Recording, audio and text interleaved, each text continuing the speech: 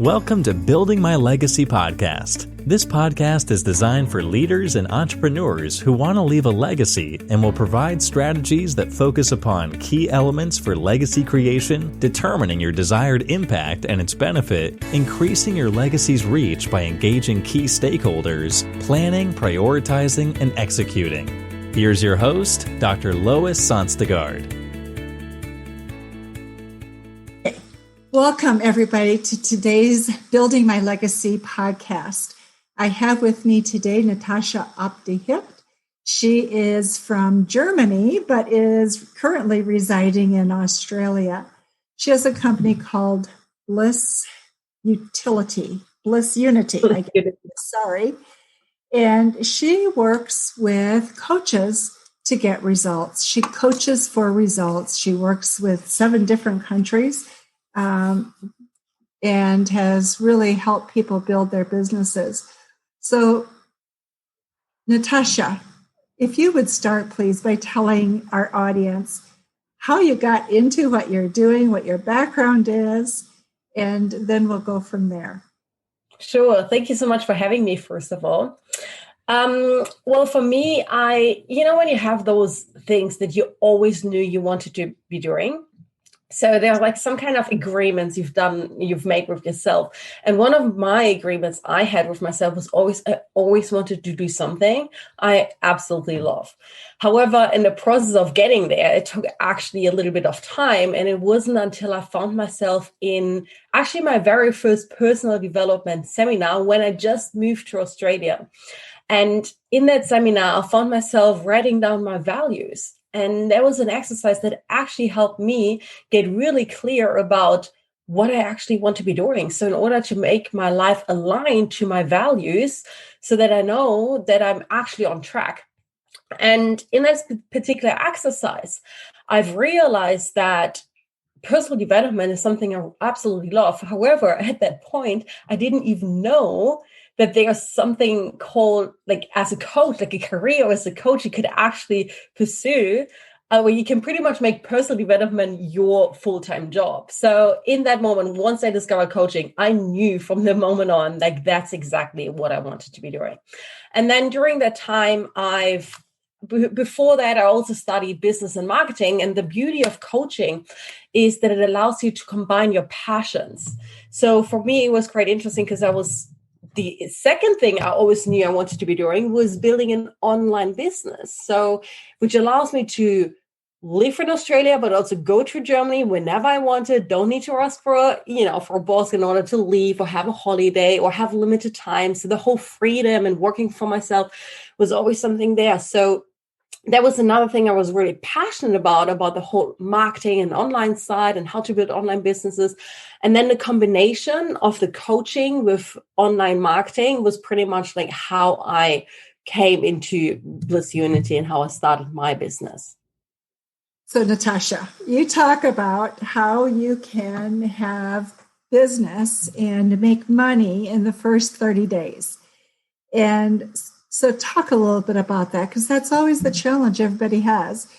Doesn't matter what you're doing. You go to something new, you go to something different. How do you really make money and sustain yourself? So how do you teach that and coach that? Yeah, for sure. So during this time, when I started out as a coach, I actually struggled quite a lot to get clients. And I was constantly looking for the so-called magic pill. I'm not sure if you're any familiar with that, but for some reason we kind of feel there's something outside of ourselves out there. And like those people who are successful, they just found it, right? So you try to get your hands around that. But what I discovered is that there is actually not necessarily something outside of yourself, but it's more about what's already inside of you and getting that out. So I know that because I was in the same situation, that one of the struggles is getting clients in general, but also for coaches in order to get that quite fast in order to build up their belief. Because the longer you struggle to not sign clients, the more you build up that belief that signing clients is hard. So I built it up a really intense, like a really specific process. I call it actually the Bliss Method, which aligns people to get clients fast, but also following specific steps, because one of the online advices I got a little bit at the beginning was always when you just jump on Google and you type in, how do I get clients? How do I get coaching clients? That was pretty much what I did on a daily basis. And I was always hoping to find like the magic secret. And maybe this time Google shows me something else. It wasn't really that case. It wasn't really like being in the process. But the biggest advice like people were always giving was simply just show up, right? Like just create content. And it just didn't make sense for me. I'm quite a logical person. So for me, it has to make sense. If it doesn't make sense, I don't believe in it. And therefore, I end up not doing it. So just putting some kind of content out there for a period of time. And then I think, okay, now I get clients. There were too many gaps in between. And I'm a very like logical person, but also very detailed orientated. So then there's pretty much a wide variety on terms of what kind of content to provide. So that led me diving deeper into learning way more about content marketing, about copywriting, and also a lot about sales psychology, because all those things combined allowed me to really get an understanding of what helps people actually to make a buying decision. So the overarching thing, what we want to look into when we put ourselves out there in our marketing process, is that we want to look at a marketing campaign that changes behavior. And when we have that on the top 4 on our mind and always thinking about that, we are not ending up posting content just for the sake of posting content, right? Because so many times we just think about exposure, visibility, just show up, which is great in order to overcome some kind of beliefs, when people are starting out and are a little bit nervous, which is fine. However, exposure does not equal sales. So there's more to it. And the Bliss Method I am working with pretty much starts the first pillar is the booked out identity. So I like to come back onto that a little bit later because that really goes into the subconscious mind. Now you utilize that, but that pretty much sets us the foundation. So the first one is booked out identity. Exactly, your booked out identity. I'm going to talk about this in a little bit later. I'm just going to finish up with the strategical part because I think that's what a lot of people really want to hear, right? So that's the first pillar. The second pillar is your loyal dream client. So you might have heard it as well, but everyone in online business or marketing always talks about know your ideal customer or your ideal client. And it's really about the understanding of who I call them dream clients, because dream clients is something, you want to do something you love, then you want to work with people who are dream clients. So that's quite important in order to understand like who they really are, but not necessarily the old school module in terms of the 35 to 55 years old and living in this area, right? We want to go deeper. We want to talk about their fears, about their frustrations, and about their wants and their desires. So we want to understand the psychology of how they think. And once we have that in place and understanding the actual problem people are struggling with, then we can move into the next pillar, which is your irresistible offer. Your irresistible offer is pretty much like a no-brain offer in order to package something up that almost like eradicates this one question in the world. So when you think about your dream clients, most of them, they have a question that's bothering them. The question why? Because they have a problem. For my audience, my dream clients, the questions they're having is, how do I get coaching clients? So my entire program and process and everything I do everything is dedicated in order to erase that question for coaches. So that gives me the overarching outline in order to know what I need to be focusing on, and then putting up a specific signature system that allows my clients to get the results in a systematic way. Because when you have a systematic way, a system you can trust, where you know it delivers results, then you can almost guarantee your coaching. And it also helps, especially for coaches who are just starting out, to outsource their confidence. Because so many times I hear it over and over again when coaches are just starting out, they just kind of have learned the skill and then just getting a hang of it, and charging money for it, it's quite a big hurdle. So by actually developing their own signature system, and where they can see when their clients are following the process, they will get results. So it's not so much about them as a person, right? If I am good enough, will people pay me? But it's more about, hey, can I solve that problem? Because the beliefs is like a really big one. We're constantly always working with. So that helps people to outsource that confidence. And the next one is the system for consistent clients. So it's a specific system I work on, which is not just one step in terms of putting content out there, but it's actually 5 steps where you're really focusing on building up the buyer's journey from getting someone to know you in order to like you, educate them, creating some kind of impact in their life, and then always inviting them on a sales conversation, like a discovery call or like some kind of call. But that's pretty much the main focus in your marketing, because from that conversation, then they have the chance to buy your product. And that's what I see a lot of people are doing when they're utilizing social media, or they're not really utilizing social media in an effective way.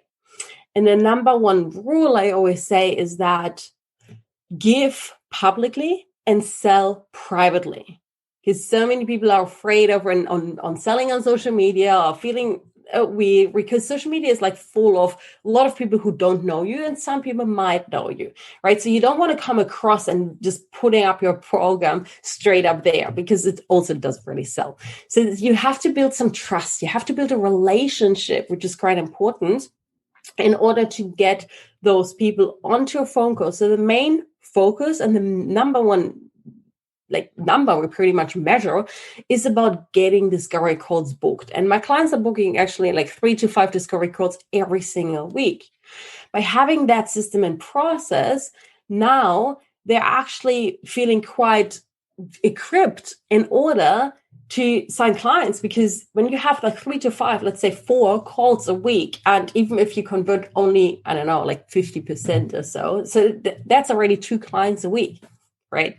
And that is those numbers, and the consistency helps coaches to build up their confidence, to get fully booked fast, and really start their career off as a fully booked coach.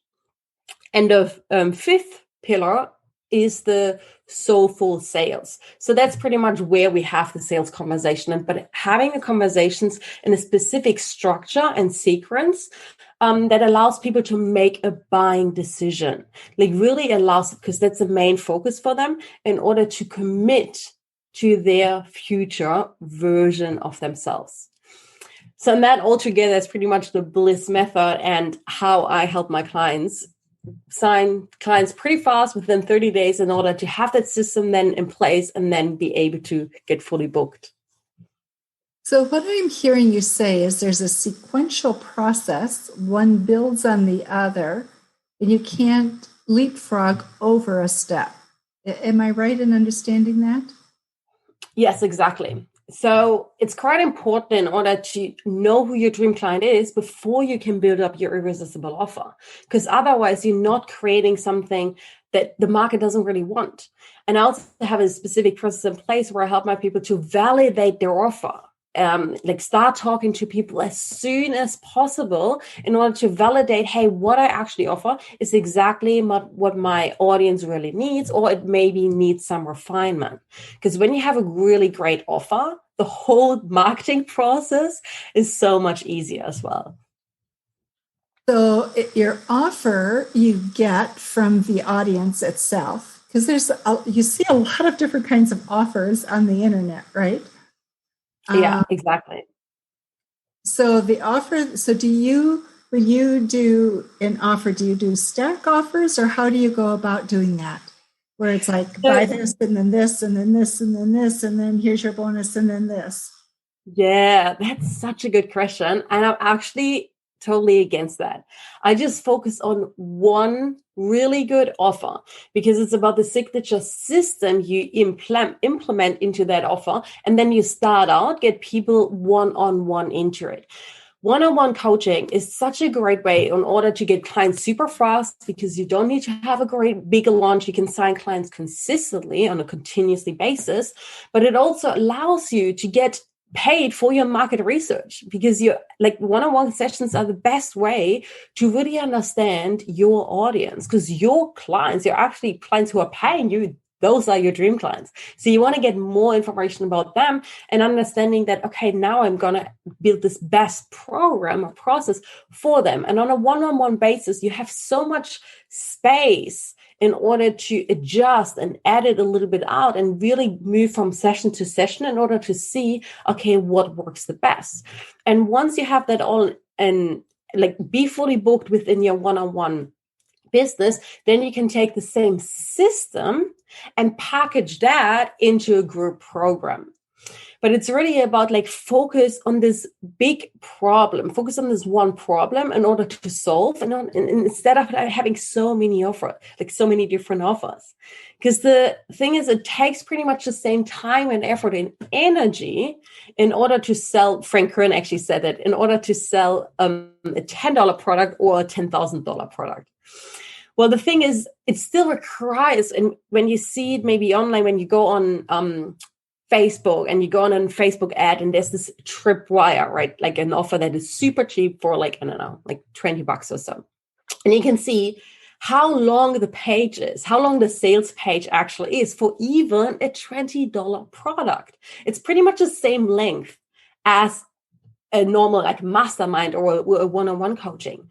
So therefore, in order to get fully booked fast, right? Like that's what my clients want. That's what you want as a coach. You want to do what you love full time so you can quit your job and do that. So it's about finding the fastest place first. And that is getting fully booked within your one-on-one. You don't even need a website or even a sales page at that point, because you're focusing on human relationships. And those human relationships you build from the social media primarily, and the conversations you begin to create there. Exactly. Yeah. So you're focusing on building up your audience. I have this magnetic marketing strategy, and the magnetic marketing strategy is about 3 components.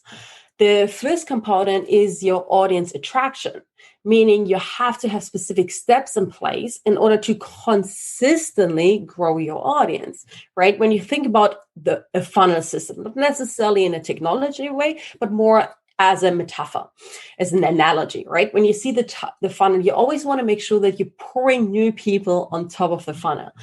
So instead of just posting your content out there and just hoping people will find you, you want to go out, you want to locate your dream clients and then target them specifically who they are, so you get in front of them and start grabbing their attention.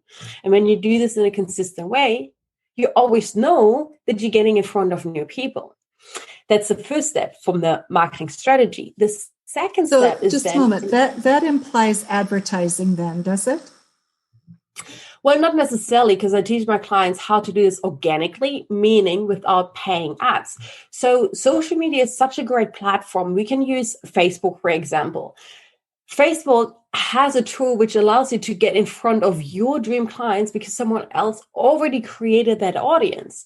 So there's so many different Facebook groups where pretty much piled up your dream clients. So it's pretty much just then get in front of them and start a conversation with them, grab their attention, get in front of them. So kind of that you're locking them and bring them into your world. On Instagram, you can do this actively as well by looking for hashtags or going into competitors' profiles and seeing their photos, like the people who are commenting, and then just get in front of them, get in front of their profile and start that relationship, right? They just need to see you. And when they come back to you on your profile, so that's like a whole nother thing, to really set up your social media profile in a magnetizing way. So once your dream clients are jumping on your profile, that they feel like, ooh, I want to learn more, right? You want to build up that curiosity and also their desire. So that's the whole attraction method, right? You want to attract them to you by setting up your social media profile, but also focusing on specific psychology triggers that triggers people in order to stay on your page. So what are those psychological triggers that you set up? It's great. They're actually quite a lot. One of them, which a lot of people are always struggling with when they're using organic marketing, is the authority method. Because so many times people are falling into the friend zone on social media, right? So you want to make sure that you're not in the friend zone, and that people seeing you as the authority, as someone. That doesn't mean that you need to be featured in Forbes or have to have a 500 Fortune company. The authority here means that you know what you're talking about and that you're an expert, that they can trust you and your opinion. So one of the great ways in order to do that is also by dedicating yourself to solving your dream client's problem, right? The question I said before, like the driving question that drives your program to actually exist, having that in the front row on your social media so that your dream clients see exactly, oh my God, you're pretty much dedicated your life or business in order to solve my biggest problem. So how that looks like on Facebook or on Instagram, it always allows you the specific different method. But let's take Instagram, for example. You have your bio. You can take that bio and you can have your magnetizing marketing message, I like to call it, which pretty much magnetizes those dream clients in order to help give them the idea that you're an authority and you know what you're talking about, and that's exactly what they want. So for me, it says that I help coaches get consistent clients by utilizing their subconscious mind. So it creates, hey, I want to get consistent clients, right? That's a big problem of my dream audience, but also build some kind of curiosity with this unique selling point by where I focus on the subconscious mind as well. So that is one of the psychology triggers. Obviously, they're way more, and there's always so much more about it, but that already gives you some kind of understanding of how to attract that audience. Tell me, how do you use the subconscious mind? Because there's many people who talk about the neuroscience, the brain, the conscious mind, the unconscious mind. So how do you use the subconscious mind to attract clients? Yes, and I use the subconscious and the unconscious mind pretty much interferably, so they kind of are the same in this purpose in this example here. So as I said before, the fully booked identity or the booked out identity is my very first pillar. So what I start out first is actually working on my client's own subconscious mind. And that actually, the reason why I'm doing this is because when I was so focusing on all the marketing strategies, but I still haven't gotten the results, I was really frustrated because I was still thinking about, oh my God, I know already so much about marketing and I've kept learning, but I always had this feeling of not enough or there's something missing. And it led me to working with my private coach. He is a mindset coach and he works with Bob Proctor in this very intense mindset program. It was a 6-month program, which was pretty intense, like morning and evening, where I needed to have like specific action steps and rewire pretty much my subconscious. So what it allowed me was really to change my mind in order to be that person I wanted to be. So the whole reason around is that most of the time, what we're always doing is we're working on a module which is backwards. We're trying to find, we have a look at what we have, like in terms of, okay, how many clients do you have? How much money do you have? That lets us, like our circumstances, right? Our environment. That lets us then dictate what we do. Okay, so I'm not having enough clients, so I have to do more marketing in order to be successful. But we're actually getting it backwards because we're always working in life in general, works always from the be, do, have module because we're always doing who we are or what we are. So the best example I can give you is for people who are overweight, and that's their way of being. However, it's their subconscious identity, and it's the subconscious identity because they're not going around and saying, hey, I'm this overweight person, right? It's like it's silent in their mind, in the back of their mind. It's always there, but that's how they identify within themselves, right? Through like programming when they were a child, whatever events, like it doesn't really matter where it came from. However, it's still programmed, and that's how they identify with it. And however who you are being, that's what you are doing. So then when they say, okay, well, I want to lose weight, so what I'm going to do is I'm going to go on this diet. I'm going to go to the gym and start working out. And that might be doing that for a little time. However, they're using willpower because it's not in alignment to their identity, to their self-image, like how they see themselves. And they're struggling a lot because it's so far from who they are being. So there's always a time limit on it, right? It's not a lifestyle change of who they are being. It's just this, okay, I'm going to do this till whatever for a couple of weeks or so. And they might get results, right? Because we do get the results from taking the action. However, we're only focusing on the symptoms and not on the cause. Because sooner or later, you probably know as well, that you just see it online, that people are going back and actually gaining the weight and even more than before because they're going back to that identity. So they can't have it in a sustainable way. When we apply that into business, and that was actually one of my stories, when I was really focusing on doing so much and was only focusing on the marketing aspect. But in my mind, I was this struggling coach because I was for so many years. It was such an identity. So then I put in the places and I started signing lots of clients, and I made like $10,000, my first $10,000. It's like, oh my God, it's so much money. That's like amazing. And I felt so weird. I remember I was talking to one of my friends and I said, it feels so weird not to struggle about money. And it was quite bizarre because back at that day, I had no idea what actually was going on. But sooner or later, I fall back into the trap of being a struggling coach. And the thing was not because that's what I wanted, but it was because that's who I was being. That's how I was identifying myself with. And your identity is something in your subconscious mind. It's really programmed and it's really connected to safety. And your brain is designed to keep you safe. So it will do whatever it can in order to keep you in that identity. And without changing and reprogramming that identity, which happens with a lot of repetition and intense emotions, in order to really get into that fully booked version, so to speak, it falls back because it wants back to being safe and being where it wants to be. Maxwell Maltz, the author of Psycho-Cybernetics, he always says that self-image actually sets the boundaries for accomplishment because you can never outperform your subconscious identity. Isn't that interesting?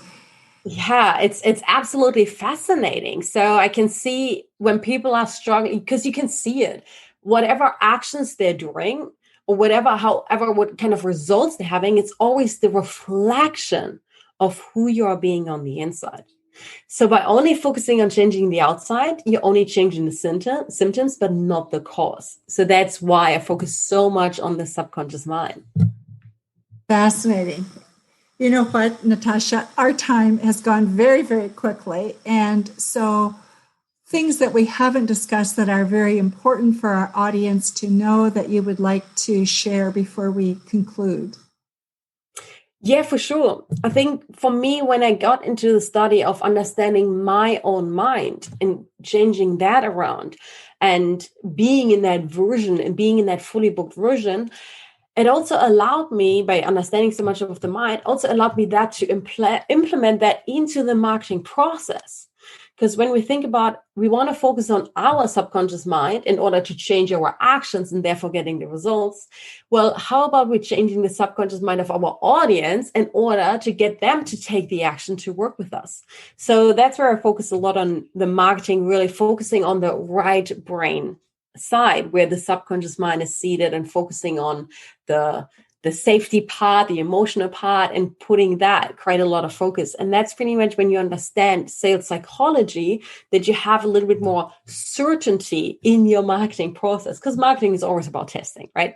But when you understand the specific principles of the subconscious mind, how it actually works, what needs to be happening, you can then apply that into your marketing process, into your content, right? So you know that your content is not there, hey, here's what I do, but it actually creates impact in your audience. Wow.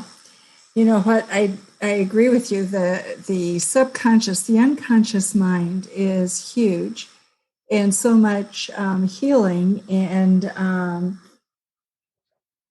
shifting can happen if we simply take a look at that, and it really creates new neural pathways. And it's, I think, something that is so terribly misunderstood or not understood at all. So, Natascha, thank you so much for your thoughts. And for those of you who would like to get in contact with Natascha, we will have information about her in the show notes. So you are welcome to go ahead and connect with her, or if you need help, just simply let us know. We'll be glad to do that for you. Natascha, thank you very much for being with us on building our My Legacy podcast today. It was a pleasure. Thank you for having me. You've been listening to Building My Legacy podcast with Dr. Lois Sonstegard. To book your appointment with Dr. Sonstegard, visit www.buildtomorrow.com.